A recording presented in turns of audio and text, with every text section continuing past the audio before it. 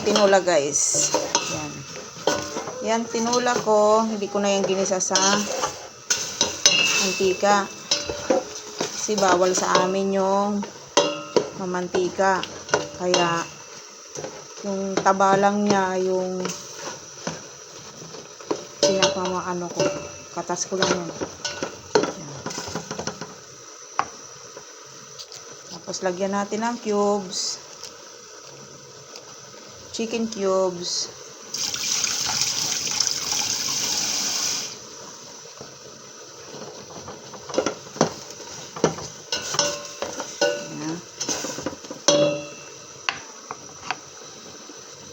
Sarili lang niya. Hindi na ako naglagay ng luya kasi may tanglad na. Kumuha ko sa aking tanim na tanglad. Lagay natin yung sayote, guys.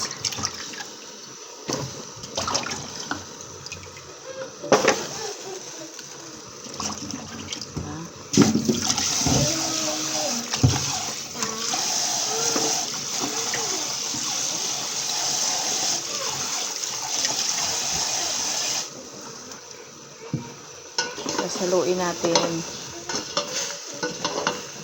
Yan ang ating today's recipe. Tinolang manok. Yan. Natural na tinulang manok, guys. Yan.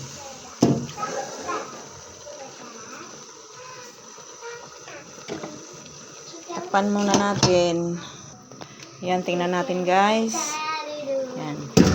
Tapos, lagyan natin ng asin. Timplahan natin.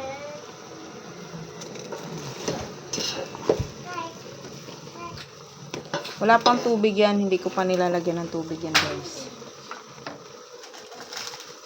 Siyempre, lagyan natin yung seasoning.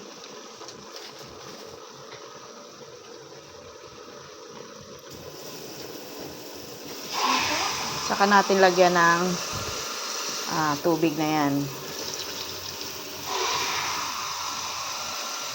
Antayin natin ang kumulo yan. Yan. At huwag natin lagyan ng maraming sabaw yan, guys, kasi mawawala yung lasa ng manok. Yan.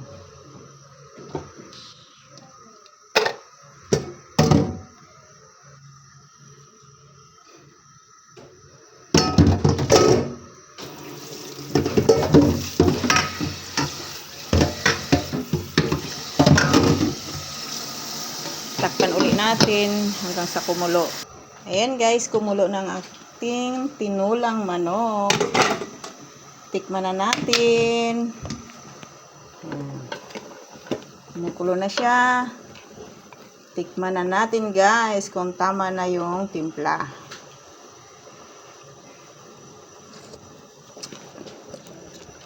Ayan, sarap na. Ilagay na natin yung talbos ng sili.